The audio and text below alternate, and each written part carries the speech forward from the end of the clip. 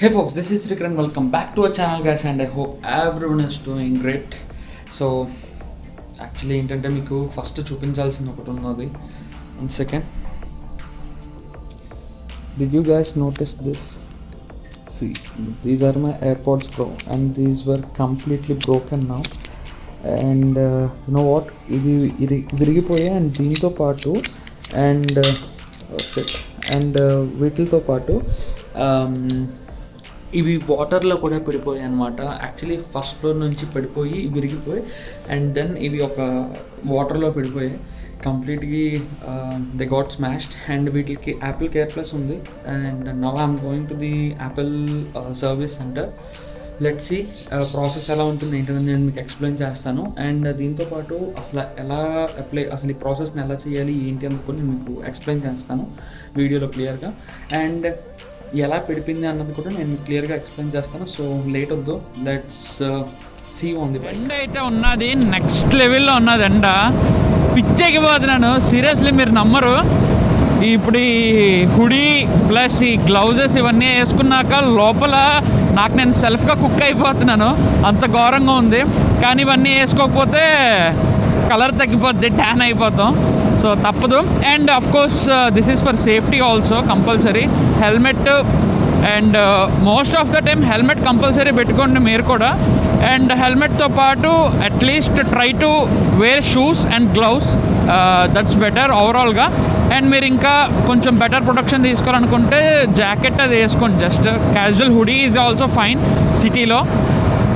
లేదు అంటే ప్రాపర్గా మీరు టూరింగ్ ఏమైనా వెళ్తున్నారు అంటే మాత్రం దెన్ కంపల్సరీ మీరు జాకెట్ అయితే తీసుకోవాలి, రైడింగ్ జాకెట్. నా దగ్గర అయితే ఉన్నది. నేను దానికోసం ఒక మంచి వీడియో చేస్తాను. నేను తీసుకొని అరౌండ్ 7 months 8 months అయిపోతుంది రైనాక్స్. దానికోసం క్లియర్గా నేను ఎక్స్ప్లెయిన్ చేస్తాను. నెక్స్ట్ ఒక వీడియో చేద్దాం అనుకుంటున్నా రైడింగ్ జాకెట్స్ మీద, రైడింగ్ గేర్ మీద, వాటి మీద. Definitely I will do a video on those stuff. So అప్పుడు ఇంకా క్లియర్గా మీకు అర్థమవుతుంది. అప్ట్రోనిక్ సర్వీస్ సెంటర్కి వెళ్ళి ఎయిర్పోర్ట్స్ కోసం నేను మీకు ఆల్రెడీ చెప్పాను కదా, చూశారు కదా ఎలా ఇరిగిపోయాయో. వాటికి యాపిల్ కేర్ ప్లస్ ఆల్రెడీ ఉన్నది, so no problem. So actually ఏమైందంటే ఎగ్జాక్ట్గా చెప్తాను వినండి. సో నేను ఫస్ట్ ఫ్లోర్లో ఉన్నాను, గ్రౌండ్ ఫ్లోర్లో ఒక స్విమ్మింగ్ పూల్ ఉన్నది, okay. And I was walking on the first floor. Call slip అయింది, నా చేతిలో ఎయిర్పోర్ట్స్ ఉన్నాయి. నేను కాల్ స్లిప్ అయిన దానిలో నేను ఏంటంటే వెంటనే గ్రాబ్ చేశాను, ఏమంటారు, పక్కనున్న ఒక పోల్. అండ్ దీనిలో ఏంటంటే ఎయిర్పోర్ట్స్ ప్రో చేతిలోంచి వదిలేసా. అదేమైందంటే డైరెక్ట్గా ఫస్ట్ ఫ్లోర్ మీద నుంచి కింద పడి గ్రౌండ్ మీద పడి ఆ తర్వాత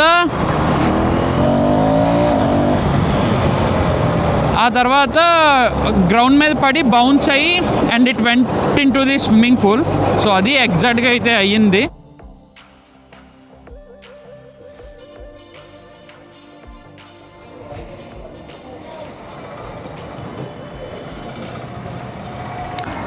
మొత్తానికి అయితే కంప్లీట్ అయ్యింది ప్రాసెస్. బట్ కాకపోతే ఇట్ టేక్స్ 7 to 10 days అంట ప్రోడక్ట్ రావడానికి. They told me that after they got the product, I mean వాళ్ళు రీప్లేస్ చేస్తున్నారు కొత్త ప్రోడక్ట్కి. సో కొత్త ప్రోడక్ట్ వాళ్ళ దగ్గరకు రాగానే they told me that they will call me. And phone చేసిన తర్వాత I have to pick the product, that's it. So బేసిక్గా ఏంటంటే నేనైతే 2 things చెప్పాలి. ఫస్ట్ థింగ్ ఏంటంటే, ఒకవేళ మీరు ఏమైనా యాపిల్ ప్రోడక్ట్ కొనుక్కుంటే కంపల్సరీ దానికి యాపిల్ కేర్ ప్లస్ మీరు చేయించుకోండి. ఒకవేళ ఇఫ్ ఇన్ కేస్ మీరు ఒక అడ్వెంచరస్ పర్సన్ అయినా లేకపోతే ఒక కాంటెంట్ క్రియేటర్ అయినా సరే, నేనైతే మాత్రం మస్ట్ అండ్ షుడ్ నేను యాపిల్ కేర్ ప్లస్ సజెస్ట్ చేస్తాను. రీజన్ ఏంటంటే, ఒకవేళ ఇఫ్ ఇన్ కేస్ మీరు కొన్న యాపిల్ ప్రోడక్ట్ ఏదైనా బ్రేక్ అయినా, ఏదైనా డ్యామేజ్ అయినా, వాళ్ళు మన దగ్గర ఉన్న డబ్బులన్నీ లాగేద్దామని చూస్తారు. సో కాబట్టి బెటర్ ఏంటంటే ఇన్సూరెన్స్ కంపల్సరీ తీసుకోండి. ఇప్పుడు నేను అనుకోండి కొంచెం ఎక్కువ బయట తిరుగుతాను, నేను ఫోన్కి కేస్ కానీ ట్యాంపర్డ్ గ్లాస్ కానీ వేయడానికి అస్సలు ఇష్టపడను. ఎందుకంటే నేను ఫోన్లా యూస్ చేయడానికి ఇష్టపడతాను. లైక్ ఆ ఫీలింగ్ నాకు ఇష్టం అనమాట రాగా.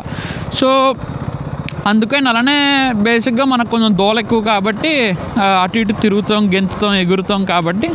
సో నాకు కూడా యాపిల్ కేర్ ప్లస్ కొంచెం వర్త్ కాబట్టి నేను తీసుకుంటాను నేను కొన్న ప్రతి ప్రోడక్ట్కి.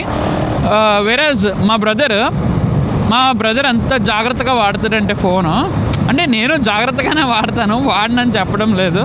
But well compared to me he take so care of his products అనమాట. అది బైక్ అవ్వచ్చు, కార్ అవ్వచ్చు, ఫోన్ అవ్వచ్చు, ఏదైనా అవ్వచ్చు. ఆఖరికి వాడు వేసుకునే బట్టలు కూడా వాళ్ళు చాలా జాగ్రత్తగా చూసుకుంటాడు మా అన్నయ్య. అంటే జాగ్రత్త పరుడు అనే దానికన్నా కూడా he is very responsible coming to products. I'm also responsible, but కాకపోతే నేను కొంచెం రాగా వాడడానికి ఇష్టపడతాను ఏదైనా కూడా.